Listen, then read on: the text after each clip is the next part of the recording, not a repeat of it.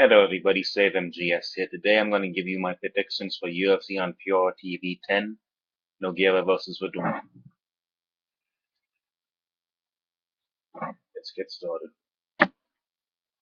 Okay, I'm only going to break down a couple fights because I'm not familiar with everybody. So I'm just going to break down the main card. Okay, first up we have Mohani Jason versus Mike Wilkinson. Jason is 29 years old.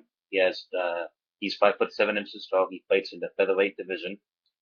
He trains with Team Nogueira and the Pitbull Brothers. Has 12 wins, 3 losses, 4 wins by KO, 7 submission wins, and 1 decision. He's been knocked out once, submitted once, and decision once. He is on a 7-fight winning streak, and boy, has he looked impressive. Now, I've become quite a fan of this guy just because of this whole Jason gimmick, how he shows up to the weigh-ins, his entrance. It's different from a lot of fighters, and it's very quite entertaining. And he's also quite the entertaining fighter as well. Next up, his opponent, Mike Wilkinson, the Warrior, is 25 years old, stands 5'8" tall. He's dropping down from the lightweight division to featherweight, and he fights at he trains at something submission wrestling. I can't remember the name of the camp. Sorry about that. He is 8-0, 8 wins by KO. 2 wins by KO, 4 submission wins, 2 decisions, and he's obviously undefeated. And he's obviously on an 8-fight winning streak.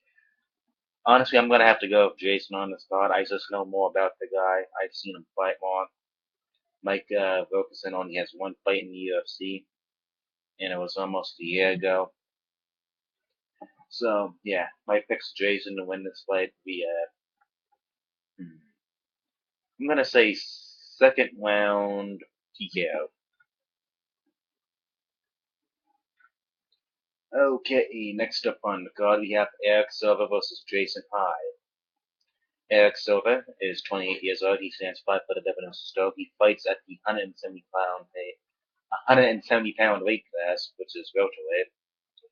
He trains at Team Nogueira and X-Gym, and he's obviously from Brazil. He has 14 wins, 3 losses, and 1 no contest. His wins come by 3 KOs, 8 submissions, and 3 decisions. His losses come by 2 decisions and 1 effect. He has looked very impressive in his UFC one. He's 2-2 in the organization, but he was screwed out of the win in his second fight for the organization. He choked out Charlie Bunterman, who's a tough guy, and he had one heck of a fight with John Fitch. So yeah, he's been very impressive. Definitely a nice prospect. He's only 28 years old. He has some times. Okay, next up is the Kansas City Bandit, Jason Hyde. He's 31 years old. He stands 5'9" inches tall. He fights in the 170-pound weight class. He trains at ATT and HD MMA. He has 16 wins, 3 losses. He has 3 wins by KO, 7 submission wins, and 6 decisions. He's been knocked out twice and decision once. And he is on a 7-fight win streak. He's coming over from the Strike Force organization. So, yeah, I think this has quite the night win all over it. We have 2 people who finished with most of their fights. So, yeah. Honestly, these 2 matches very evenly. But I'm gonna go with Eric Silva via unanimous decision. And yeah, that's my pick. Eric Silva for the win via decision. Next up on the card we have Daniel Shaver versus Eddie Mendez. These 2, I really don't know who they are, so I'm just gonna read out their stats and pick someone. Daniel Shaver is 30 years old. He stands 6 foot tall. He weighs in at 185 pounds. He fights in the middleweight division. He has 7 wins, 3 losses, 6 by submission, 1 decision wins. He has 1 loss by knockout, and he's been decision twice. He's coming off a loss to CB Doe, a split decision loss. And his opponent, Eddie Mendez, his age is not announced. He is 5'9" inches tall. He fights in the middleweight division. He has 7 wins, 1 loss, 1 draw, and 1 no contest. He has 3 wins by KO, 1 submission, and 3 decisions. His one loss comes from decision. He is on a 2-fight winning streak. So, yeah, I'm just gonna go out on a limb and pick Eddie Mendez on this. There's really no rhyme or reason why. I'm just not very familiar with these two. Next up on card, Thiago Silva versus Rafael Fagio, actually. So yeah, Thiago Silva, he is 30 years old. He stands 6'1" as a still. He fights in the light heavyweight division. Though he could probably compete in the heavyweight division if he wanted to. He's a pretty big dude. He trains at the Brazilians camp. He has 14 wins, 3 losses, 2 no contests. His wins come by 11 knockouts, 2 decisions. 2 submissions and 1 decision. He's been knocked out once and decision twice. This is do or die for him. Thiago Silva has not had a win since 2009. I mean, yes, he beat Van Barrett, but it was overturned. Then he submitted Stanislav Martinenkov, and that was overturned to a no contest as well. And between those no contests, he lost to Alexander Gustafsson and Rashad Evans. And this guy has not won in a long time. Officially. This is really do or die for him. But, he has all the tools to do it. So, let's move on. His opponent is 32 years old, stands 6'1", still fights in the light heavyweight division. He trains at Team Nogueira and X-Gym. He has 11 wins, 3 losses, 1 no contest. He has 10 wins by knockout, 1 submission win. He's been knocked out twice, and he has 1 other loss. His last fight was a no contest against Mike Kyle. Before that, he had a win. Before that, he lost to Dan Henderson, then he won the title. Before that, he won the title from King Mogador.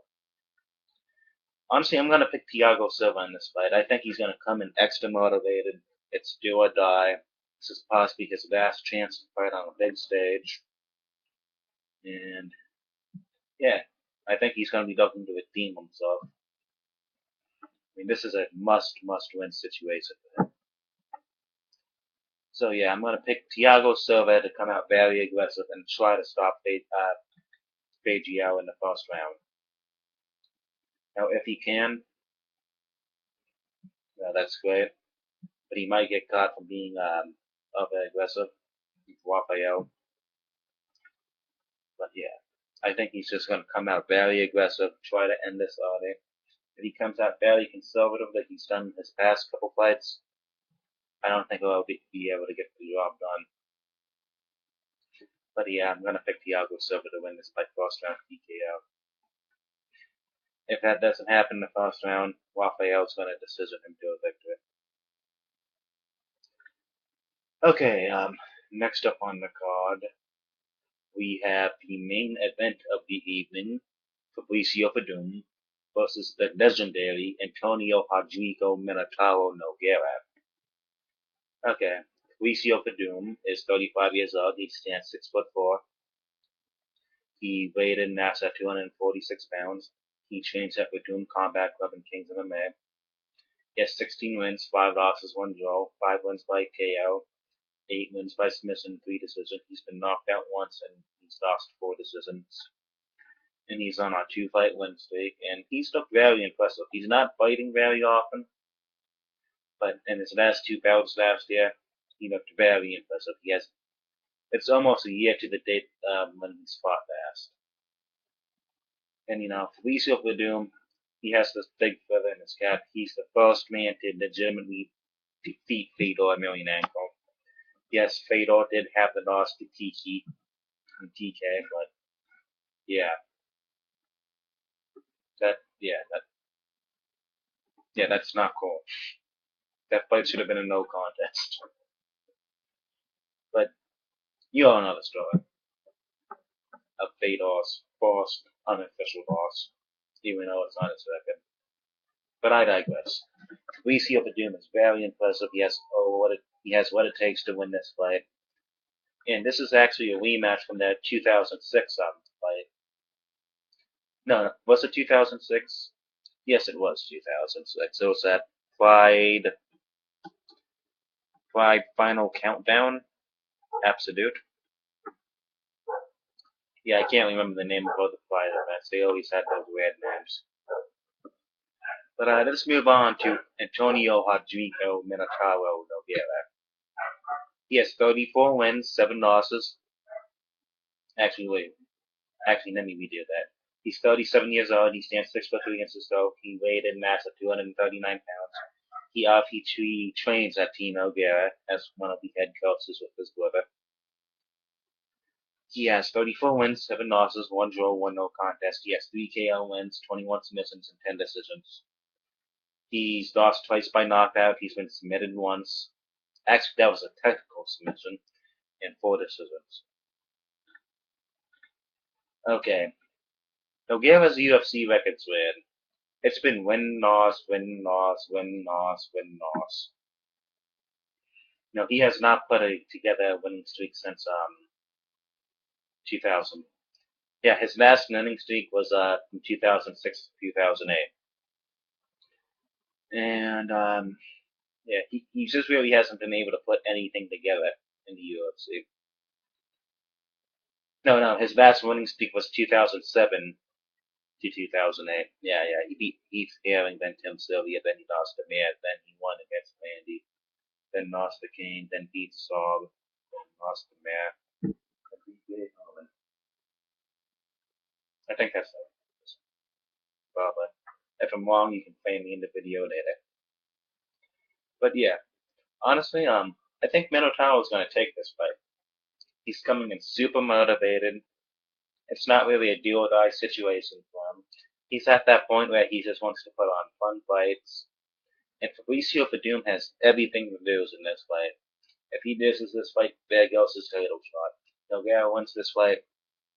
No, it's just a very happy moment for Nogueira and old school Pride fans. And you know what? If he wins another one after this, he might be able to walk his way back into that title picture. So I think Minotauro is going to come in very calm in this fight. He's going to try to outbox Fabricio, which he's very capable of doing if you've seen Minotauro's last couple fights. And, the most dangerous opponent is one with nothing to lose.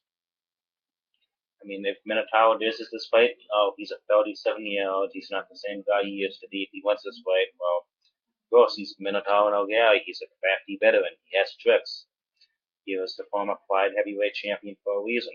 He was the former interim heavyweight champion of the UFC for a reason. So yeah, Nogueira has absolutely nothing to lose. Fabricio has everything to lose. And, honestly, I see this fight going like this.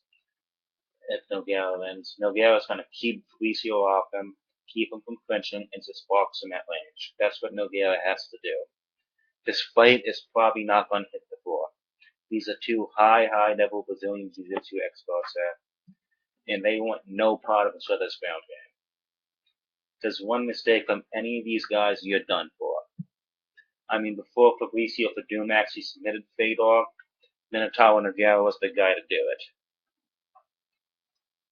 I mean, if there was anyone who was going to catch Fedor, it was Minotauro at the time. And Nogueira is just as good as Frank Mir and Fabricio Verdum on the ground. He is probably I'll call him the best heavyweight practitioner of submissions. And I think you have to rate it like this. You have to rate it Nogueira, Frank Mir, Verdum, Ken Shamrock, because he's the original heavyweight submission artist. So yeah. Now, obviously, the other heavyweight's better than Ken's of submission, but he's a original guy who really brought submissions to the heavyweight division. But I digress. Now, what Fabricio Verdum has to do to win this fight, which I think is the more likely outcome, but I think Nogueira's going to take it still. I'm just a Nogueira fan. What Verdum has to do is he has to clinch up against Nogueira, put him towards the fence, and try to walk like a Randy Couture strategy. He's the bigger man in this fight. He's slightly younger, and he's healthier, he's stronger. He just has to press Nogueira against the fence, knee him constantly, keep walking, dirty box him. Do not let Nogueira get at range, and he'll be fine if he does that. But the question is, can he do that against Nogueira? And the answer is honestly yes. The real question is, can Nogueira keep Doom from doing that? I don't know. I think he can, but hey, that's why we fight them. Who knows? Maybe Felicio Doom will call God and catch him in like a flying triangle or something. I don't know. I doubt that will happen. If that happens, I will literally go at my TV set and go, what the hell did that just happen? So, yeah, I'm going to end this right now. My official pick for this fight is Antonio Rodrigo Minotauro Nogueira. I'm going to pick him by second round knockout. If this fight goes deeper and deeper, I think it's going to walk into Doom's favor. He's the younger fighter. You know, he probably has better cardio than Nogueira at this point. You know, Nogueira is always known for his great cardio, but he's an older guy now.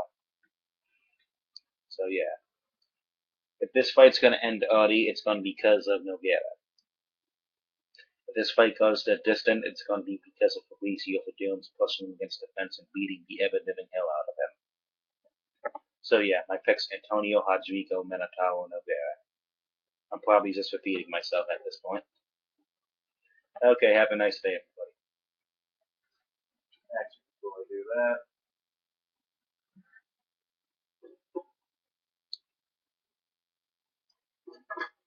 I needed that.